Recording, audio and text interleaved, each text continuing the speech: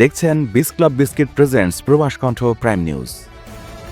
মালয়েশিয়ায় চলতি বছরের ১ জানুয়ারি থেকে ৯ মার্চ পর্যন্ত দেশ জুড়ে ২,৬১৮টি বিশেষ অভিযান চালিয়ে ৯,৪৯৭ জন বিদেশি নাগরিককে আটক করেছে দেশটির ইমিগ্রেশন বিভাগ। মূলত ইমিগ্রেশন সংক্রান্ত বিভিন্ন নিয়ম ও শর্ত লঙ্ঘনের দায়ে তাদের গ্রেপ্তার করা হয়। আটককৃত ব্যক্তিদের মধ্যে সর্বোচ্চ সংখ্যায় আছেন বাংলাদেশি প্রবাসীরা। মালয়েশিয়ার ইমিগ্রেশন বিভাগের মহাপরিচালক দাতুক জাকারিয়া শাবান এক বিবৃতিতে জানিয়েছেন, আটককৃতদের মধ্যে ১,১৫৮ জনকে ১৯৬৩ সালের ইমিগ্রেশন বিধিমালার ধারায় অপরাধের দায়ে অভিযুক্ত করা হয়েছে। মালয়েশিয়ায় থাকেন, আন্তর্জাতিক কর্মপরিবেশে স্মার্ট ও সফল ক্যারিয়ার করতে প্রস্তুত, তবে আপনাকে খুঁজছে প্রাণ মালয়েশিয়া।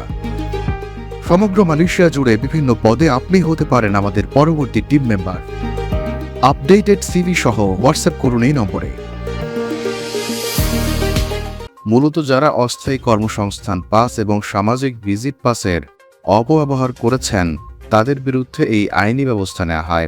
তদন্তে দেখা গেছে, পর্যটক হিসেবে সামাজিক ভিজিট পাসে প্রবেশের পর অনেক বিদেশি নাগরিক নিয়ম ভেঙে রেস্টুরেন্ট বা কারখানায় অবৈধভাবে কাজ করছিলেন এবং কেউ কেউ কোনো বৈধ অনুমতি ছাড়াই ব্যবসা প্রতিষ্ঠান পরিচালনা করছিলেন।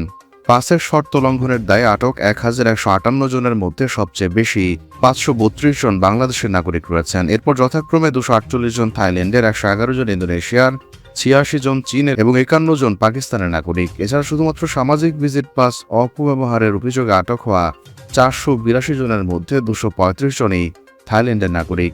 ইমিগ্রেশন মহাপরিচালক দাতুক জাকারিয়া শাবান স্পষ্টভাবে হুঁশিয়ারি উচ্চারণ করে বলেন, দেশের ইমিগ্রেশন আইন লঙ্ঘনকারীদের বিরুদ্ধে কোনো ধরনের ছাড় দেওয়া হবে না। তিনি আরও জানান, অভিবাসন বিভাগ বিষয়টি গুরুত্বের সঙ্গে দেখছে এবং ভবিষ্যতে এই ধরনের অভিযান আরও জোরদার করা হবে। প্রবাস কণ্ঠ নিউজ ডেস্ক।